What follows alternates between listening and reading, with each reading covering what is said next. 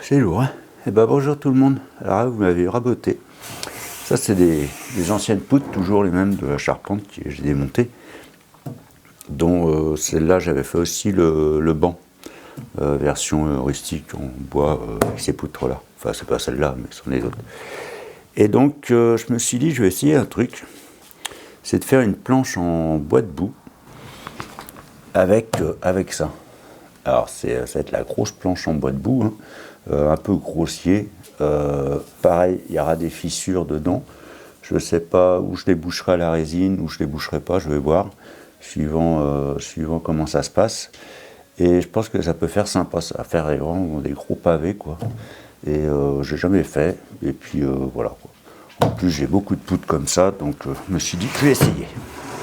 Donc là, maintenant, je vais les couper en deux, parce que c'est un peu lourd, sinon.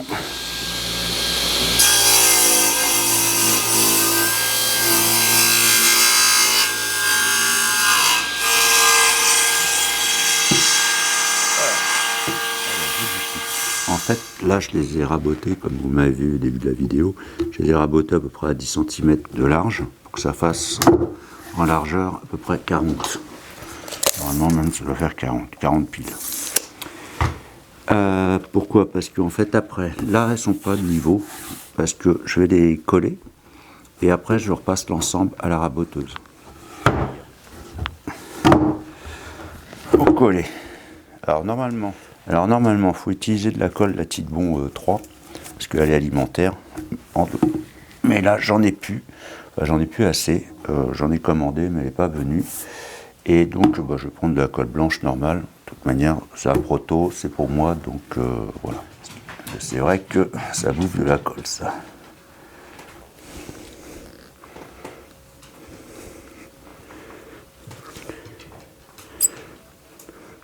Enfin, passer pour là, si ça continue. Bon, j'ai étalé ça. J'ai un petit rouleau, moi, action. Et on va charger en colle. Donc ça bave de partout.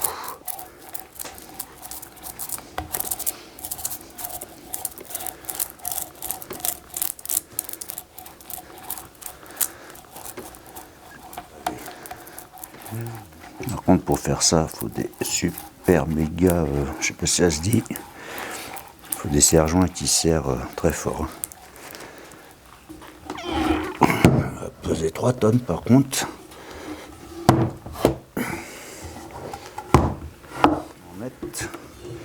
Parce que vu l'épaisseur, enfin j'en mette sur le bas et sur le haut, je pense. Ceux-là, c'est des serre-joints. La marque Tigre. Alors, cherchez pas dans le commerce, je pense pas que ça se trouve encore. Je les ai eu d'occasion. Alors ça sert, c'est vraiment du costaud. Alors, je vais essayer de le mettre à côté du feu, là, sur les tréteaux. Alors, je vous dis même pas le poids que ça fait. Je ne sais pas si je vais y arriver.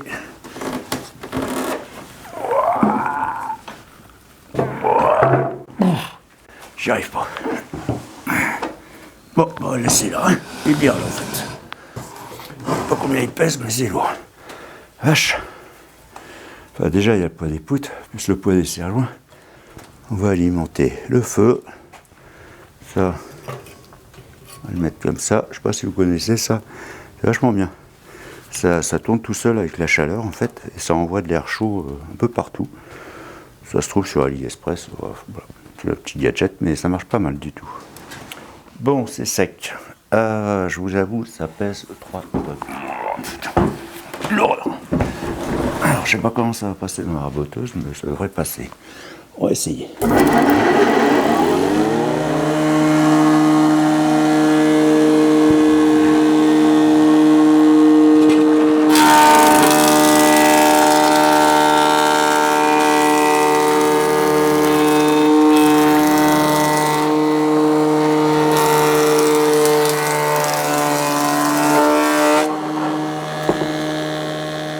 Bon, fini à beauté. Je ne vous dis pas, c'est un peu du sport quand même. Hein. On ne fera pas ça tous les jours. Maintenant, je vais recouper des tronçons pour après les recoller pour faire le poids debout. Alors ouais, allez, 5-5. 5-5, ça fait déjà une belle planche. Allez, 6. Soyons fous.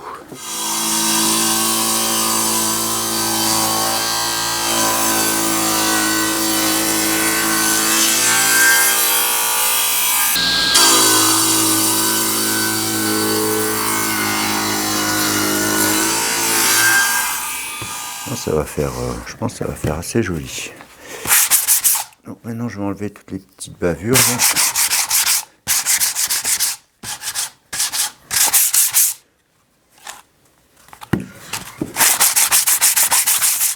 Et comme on va recoller ici, comme ça, il ne faut pas qu'il y ait de bavure parce que sinon ça va faire une surépaisseur et puis ça risque de pas aller. Alors j'ai pas mal de bavure parce que j'ai été obligé de prendre une lame de débit et pas une lame de finition, et parce que sinon l'épaisseur là j'arrive pas à le couper ici. Alors je pense que je vais en retourner une sur deux et faire basculer de ce côté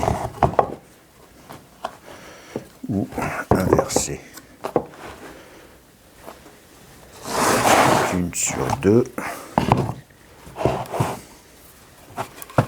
inverser. Une sur deux, inverser. Bon, déjà je pense que ça fait une belle planche. Je sais pas ce que vous en pensez. Ça fait déjà de la bonne planche. On va essayer déjà comme ça. Et puis il en reste là 3, 4, 5, 6, 7, 8, 9, 10, 11, 12. 1, 2, 3, 4, 5, 6. Arrêtez de quoi faire 3 planches en fait. Allez, collage, comme d'habitude.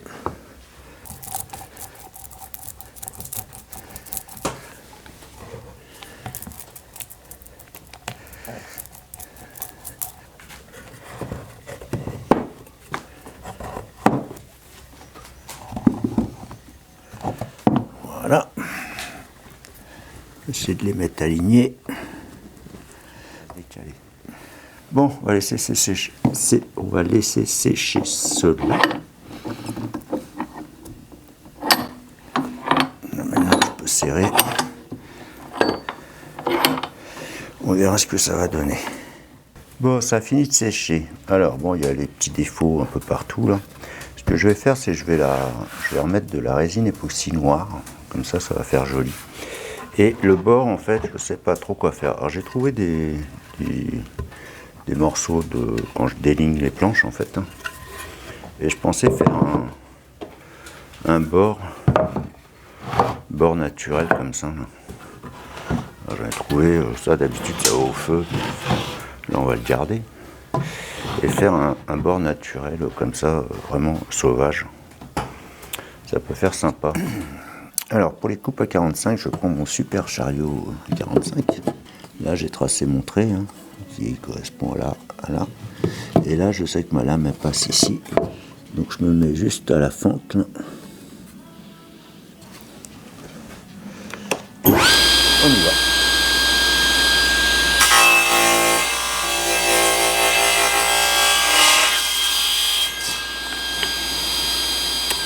Et ainsi de suite. Allez, un petit peu près par là.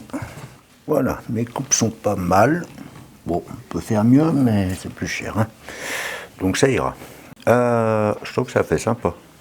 Après ça, je viendrai tailler ça à la disqueuse. Maintenant, je vais le coller. Comment je vais faire pour coller ça? Bonne question. Merci de l'avoir posée.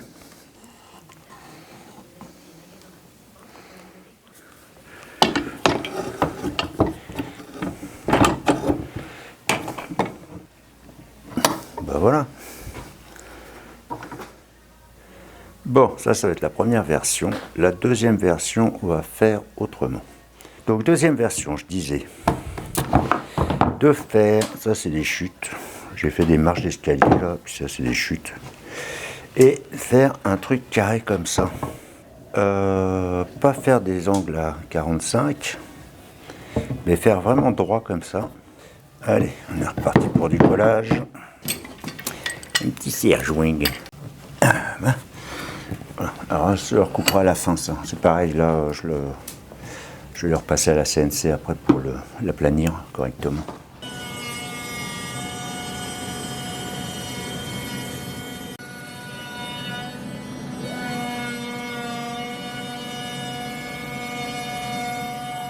Alors, vous l'avez vu, la CNC, elle est surfacée, là.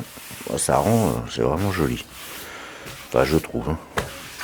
Et là, je vais faire... Alors, j'ai trouvé un ciseau à bois, là. Un vieux bourrin, qui va être très bien pour enlever, voilà, ce genre de truc, pour les chiens. Hop. Ouais, tiens.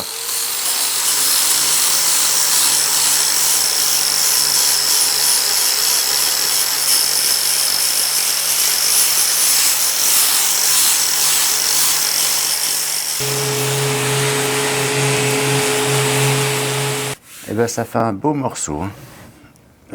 Alors je vais essayer. L'autre fois j'ai fait un essai avec de l'huile de colza. Honnêtement ça coûte rien du tout. Et je me suis dit je vais essayer avec ça. Pour faire la petite finition qui va bien. Je ne sais pas ce que ça va donner, mais on essaye.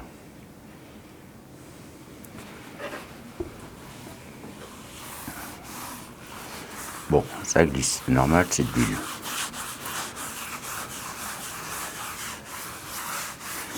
Et une fois qu'elle a imprégné, alors sur l'essai que j'ai fait, c'est nickel. Bon là c'est un peu huilant.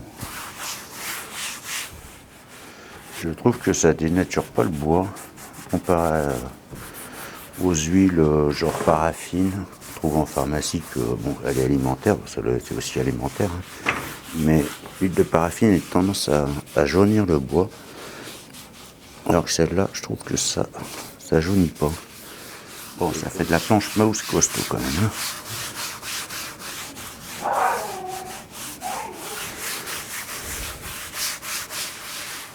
Dites-moi en commentaire ce que vous en pensez, mais je trouve qu'elle jaunit pas le bois. Alors, juste pour le fun, on va peser pour voir combien ça pèse. 10 kg. 10 kg, enfin un tout petit peu moins de 10 kg. Bon, je trouve que l'huile de colza, ça marche très bien. Et ça coûte quand même beaucoup moins cher.